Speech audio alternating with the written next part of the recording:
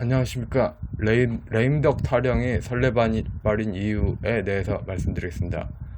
저도 문재인 정권 붕괴를 기대하지만 이건 아니라고 봅니다.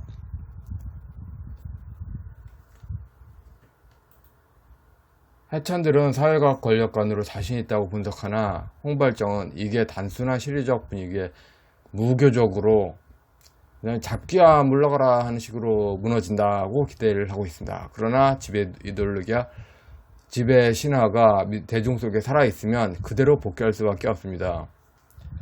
한창 개새끼들이 어떻게 놀다가 야 얘들아 밥 먹자 하고 그냥 딸랑딸랑딸랑 하면 개들이 모이지 않습니까? 그 훈련 기제를 깨지 않는 한 개는 밥 먹자 하면 다시 모일 수밖에 없죠. 그걸 깼나요? 안 했잖아요. 거꾸로 벤치마킹 해봅시다. 좌파가 군사정권 무너뜨릴 때 어떻게 했습니까? 사회 구성체 논쟁이라고 했었죠. 기본적으로 무너뜨려야 될 대상에 대해서 무엇이다 하고 공통된 합의를 내는 인식을 위한 논쟁이 있었어요. 논쟁이 있었나요? 논쟁 없지? 저임금 수출 중심의 대기업에 빡친 위에 광주민중항쟁 강경진압으로 이중 빡친 좌파 세력은 기존 반공 체제를 무너뜨리려고 했습니다. 사회 구성체 논쟁으로 이렇게 담론을 세웠는데 우패 권력축은 미국에 있고 이를 떼어내자는 작업도 이때 개발된 것입니다. 백낙청은 이제 논쟁을 통해서 형성된 드러난 먹물들을 하나로 끌어모읍니다. 분단체제론을 통해서. 그런 것도 없잖아요.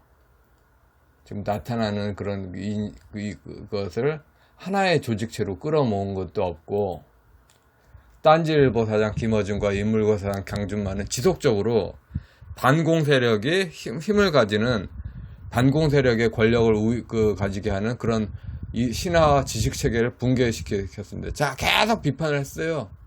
근데 반면에 우파는 좌파를 너무 공부하네.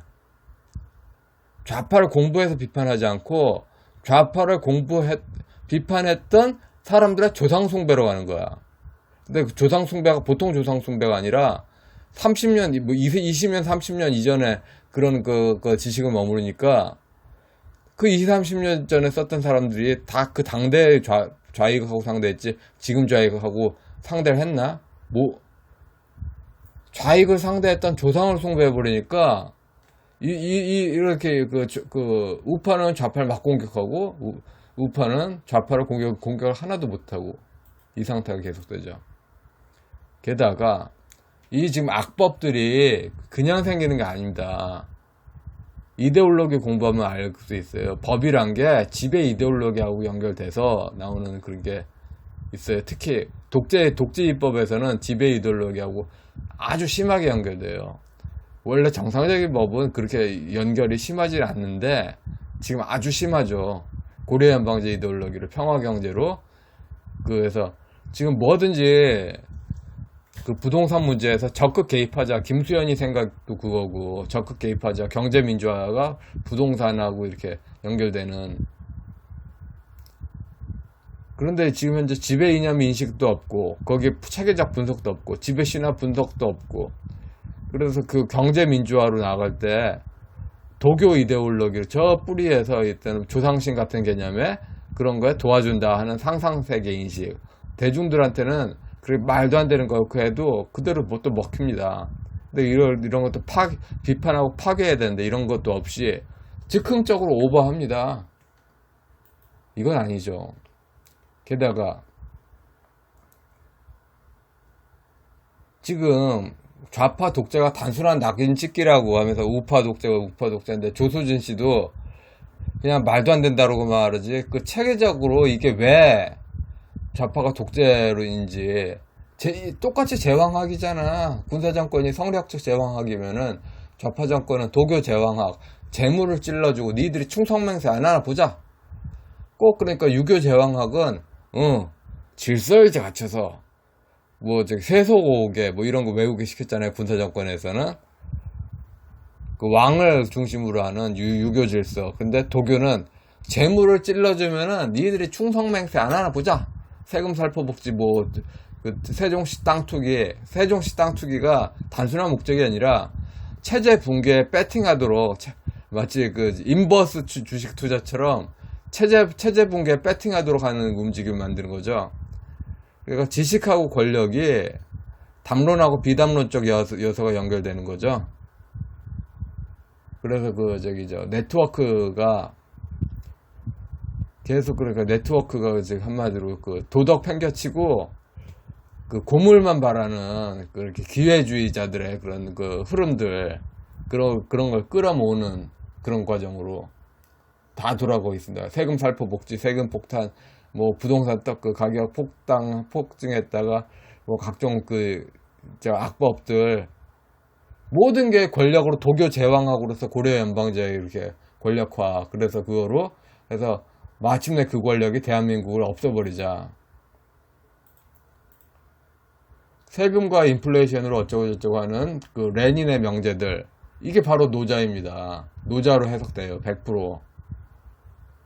정도령 담론이 레닌이 되는 거고, 김영삼 대통령 각하께서 역사 바로 세우기라고 한 게 당시 신한국당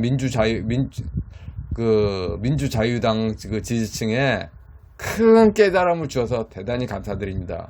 반공민족주의 굴하다, 민족은 좌익이다, 역사 바로 세우기 업적은 레닌 스탈린주의가 어떻게 노자 장자하고 연결됐는가, 민족 담론과 중국 공산당 담론이 어떻게 연결됐나를 의미합니다. 참고로 민족 담론의 가장 그 좌파 민족주의의 뿌리는 문화건설본부인데, 민주주의 민족전선이라는 호남 천도교가 주축이 된 남로당 세력의 그 산하단체죠. 거기에 모택동의 신민주주의가 있습니다. 모택동의 신민주주의를 어떻게 해석했나, 당시에 그 사람들이. 이 정도까지 오면은 민족 담론으로 매달리는 게 환멸이죠.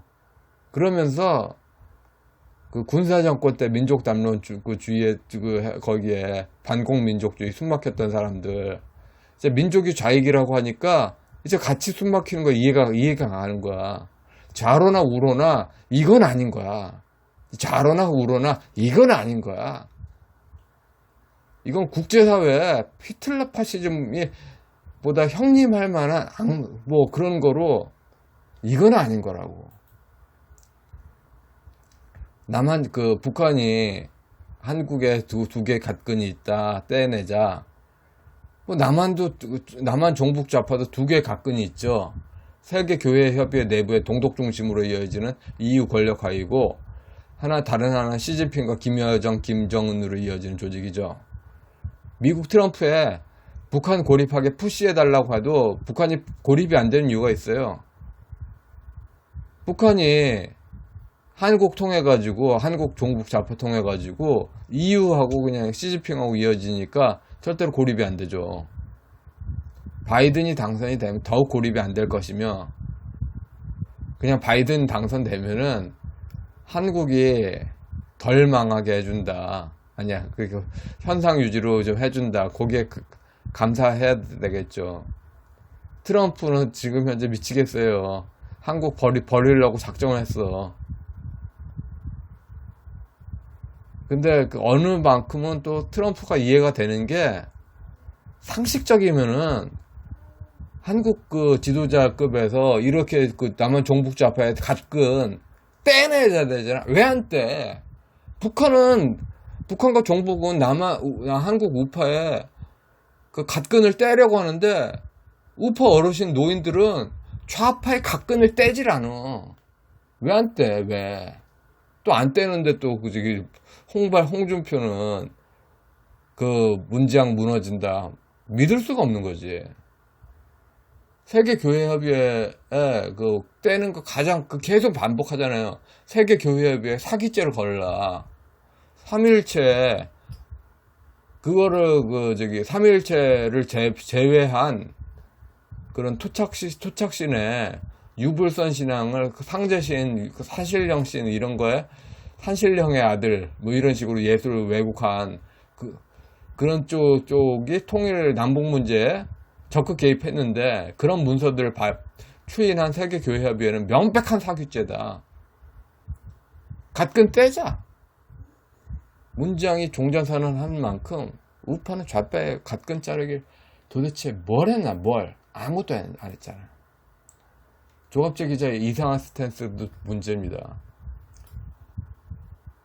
계속 보네포 이야기 하잖아요. 근데 미친 자 이야기하는데 미친 자도 아니야. 술 취한 자가 정확히 맞아. 근데 미친 자를 계속 고정하잖아요. 게다가 또 조갑재 씨 단골로 쓴 어휘. 계엄령을 꼭 발동이라고 그랬잖아요. 행사라고 그래야 되는데. 계엄령은 발동이고, 그러니까 계엄령은 발동이고 저항권은 행사입니다. 저항권은 발동 아니에요. 근데 저항권을 왜 발동이라고 쓴지 아세요? 계엄령 발동하고 짝을 맞춘 거죠. 그러니까 조갑재 씨는 박정희 전기를 썼으면서도 속 안에서는 뼛속 깊은 곳에서 박정희를 증오하고 있어요. 그렇게밖에 해석이 안 돼요. 그리고 지금 현재 나당 동맹이 왜 한미 동맹에 왜 나와? 군사정권 때는 그렇게 해석할 수 있어. 자리가 없으니까. 지금 당나라가 그 중국인들한테 로마로 해석되잖아요. 고대 로마로. 그래서 동북공정 사건으로 읽는 신라. 그게 잘못됐다고 말하기도 힘들어요. 왜냐하면은 미국의 하버드 한국에도 자주 왔던 하버드 중국학도 같은 연구를 결과를 냈잖아요. 그러니까 그 양반님들 족보에는 되게 그 시절을 낭만적으로 그리잖아요. 이제는 그것을 좀 극복해야 되지 않을까.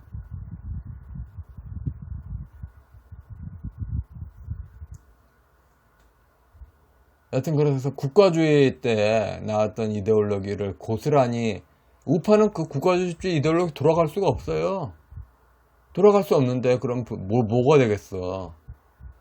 고려 연방제 주권이 그 왕권으로 그렇게 하는 거에 어떻게 측면 호환 아니냐.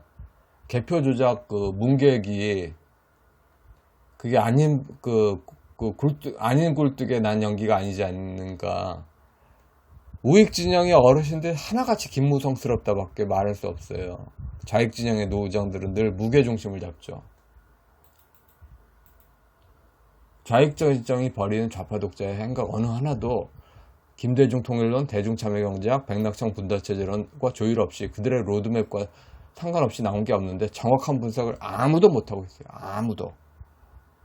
기본적으로 좌파가 하는 것에 대한 예리한 비판보다 즉흥적인 70대 노인들의 감성적 코드만 해서 후원금 따는 거에 너무 관심이 있어. 정확한 분석을 하려고 할 의지가 없어. 그러면서 막연한 희망으로 체제가 붕괴된다. 오버죠. 이건 아닙니다. 붕괴되지 말라고 한 이야기가 아닙니다. 어설픔으로 실수하지 말자는 이야기입니다. 가령 예를 들어서 지배 이데올로기를 비판해야 됩니다. 도교 이데올로기로 고려 연방제 주권을 미화합니다. 그러면 그 지배 이데올로기로 이어지는 고려 연방제 주권으로 이어지는 각종 악법들 있지 않습니까? 임대차 3법이나 역사 왜곡 금지법 등 각종 악법들이 모두 하나로 고려 연방제 주권 권력을 강화하는 걸로 이어집니다. 이것에서 돌아서게 하고 그렇게 돌아서게 하는 헌신적 머물직단이 나오고 이것이 상호상증 작용하고 국제사회에서 세계교회 협의회에 민형사상 사기죄 고발로 좌익진영이 고립되고 이 정도 나온 이후에 문장 붕괴 운운해도 늦지 않습니다. 지금은 오바입니다. 오바. 예, 여기까지 하겠습니다.